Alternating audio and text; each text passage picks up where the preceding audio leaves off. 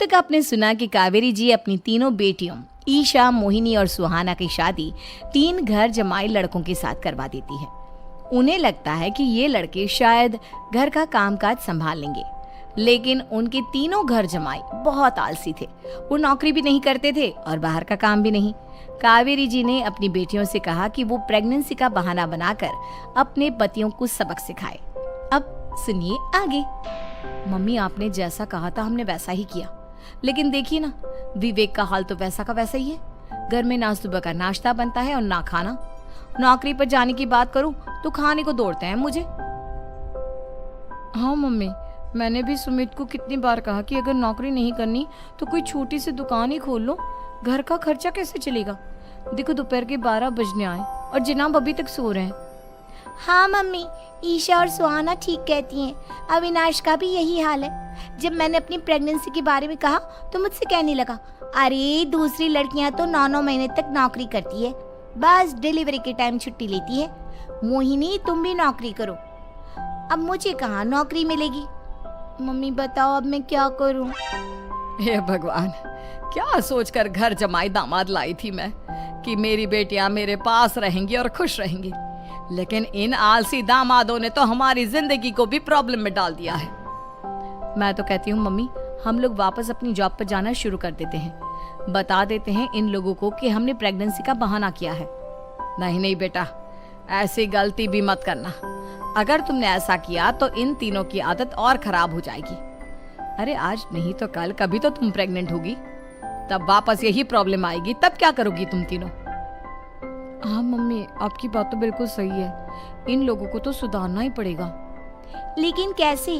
अपने बच्चों के आने की खबर सुनकर भी इन लोगों पर कोई असर नहीं हो रहा। पैसे कमाने के लिए घर से बाहर निकलना ही नहीं चाहते ये तीनों। अब मेरे दिमाग में एक प्लान आया है। तुम तीनों चिंता मत करो, उन तीनों को बुलाओ, फिर मैं बात करती हूँ। थोड़ी देर बाद कावेरी जी अपने तीनों दामादों को सामने बुलाकर अपनी बात कहना शुरू करती हैं। अविनाश, सुमित और विवेक, देखो बेटा, मैं ना तुम तीनों से बड़ा प्यार करती हूँ, इसीलिए तो तुम्हें घर जमाई बना कर रखा है मैंने। अरे मम्मी जी, सीधे सीधे कहिए ना, क्या बात है। प्यार तो हम भी आपको बहुत करते हैं। अरे मम्मी जी, आपकी इज्जत भी बहुत करते हैं। अरे भाई, आपके जैसी सास और कमाने वाली बीवी सबको मिलती है क्या?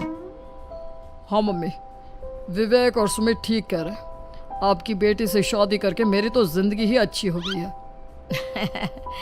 जानती हूँ मैं, और ये भी जानती हूँ कि तुम तीनों अपने अपनी बीवियों से बहुत प्यार करते हो। बेटा, बात ऐसी है कि हमारे कुल गुरु ने कहा है कि प्रेग्नेंट होने के बाद मेरी तीनों बेटियां शुरू के 4 महीने हमारे गांव में जाकर रहेगी, जहां मेरे चाचा जी रहते हैं। अरे लेकिन क्यों मम्मी, गांव में जाकर रहने की क्या जरूरत है इन तीनों को। वो क्या है ना बेटा, हमारे परिवार को एक श्राप है। अगर मेरी बेटियों ने यहाँ पर बच्चा पैदा करने की कोशिश की तो उनके बच्चों को कुछ भी हो सकता है। इसलिए अब से लेकर 4 महीने पूरे होने तक इन्हें गांव वाले घर में रहना पड़ेगा। हाँ तो इसमें प्रॉब्लम क्या है मम्मी जी? हम भी वहाँ जाकर रहेंगे, पिकनिक मनाएंगे। अरे भाई, बीवी जहाँ हम भी वहाँ। हाँ यार, आइडिया तो बहुत अच्छा है। शहर की जिंदगी में रह रहकर परेशान हो चुके हैं, अब कुछ दिन गांव में बिताएंगे। तुम लोग समझने की कोशिश क्यों नहीं करते? तुम में से कोई भी वहां नहीं जा सकता, और मैं यहाँ रहूंगी ना तुम तीनों के साथ। 4 महीने की तो बात है, उसके बाद ये तीनों ही लौट कर आ जाएंगी। ठीक है मम्मी जी, अब हमारे बच्चों का सवाल है तो ये तो करना ही पड़ेगा। कावेरी अपनी तीनों बेटियों को कुछ दिन के लिए घर से बाहर कहीं दूसरे शहर में रहने के लिए भेज देती है। कुछ दिनों के बाद, अरे मम्मी जी, बहुत दिन से पिज्जा नहीं खाया, मंगवाइए ना। क्या बताऊं बेटा, पहले तो बेटियां खर्चा दे देती थी क्योंकि उनकी नौकरी थी, लेकिन अब तो मेरे पास पैसे ही नहीं बचे। थोड़े बहुत पैसे हैं जो बच्चों की डिलीवरी में काम आएंगे। लेकिन मम्मी जी, आपकी बेटियों को वापस आने में तो अभी बहुत वक्त बाकी है। वही सोच सोच कर परेशान हो रही हूँ। सोच रही हूँ कल से दूध भी बंद करवा देती हूँ। अब दूध वाले को देने के लिए पैसे भी तो नहीं है ना। अरे नहीं नहीं मम्मी जी, अगर दूध भी बंद करवा दोगी तो मुझे चाय कहाँ से मिलेगी? और चाय के बिना मैं तो मर ही जाऊंगा। क्या करूं बेटा, इसके अलावा हमारे पास कोई ऑप्शन नहीं है। मेरे पास पैसे ही नहीं बचे। इस तरह कावेरी जी धीरे धीरे अपने तीनों दामादों को पैसे देना बंद कर देती हैं और घर में खाने पीने की चीजें लाना भी बंद कर देती है। अब वो तीनों बुरी तरह से परेशान होने लगे थे और इसलिए एक दिन तीनों प्लान करके घर से बाहर निकलते हैं और बाजार में जाने के बाद यार अच्छा खाना खाए हुए कितने दिन हो गए, पता नहीं कब अच्छा खाना मिलेगा।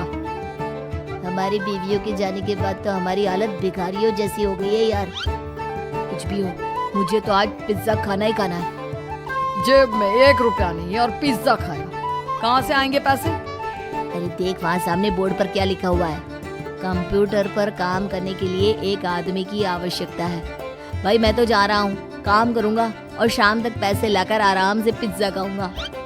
जा जा, तुझे कोई काम नहीं देने वाला, हम तो घर जा रहे हैं। चल भाई सुमित और अविनाश वहाँ से चले जाते हैं और विवेक उस कंप्यूटर शॉप पर सारा दिन काम करके 5,000 रुपए कमा कर घर लौट कर आता है और अपने खाने के लिए अच्छी अच्छी चीजें भी लेकर आता है। ये देखकर विवेक और सुमित के दिल में भी कुछ पैसे कमाने की इच्छा जागती है। अरे सुबह सुबह कहाँ चल दिए तुम? मम्मी जी एक बहुत अच्छी जगह मिली है, कंप्यूटर पर काम करने के 5,000 मिले थे कल मुझे।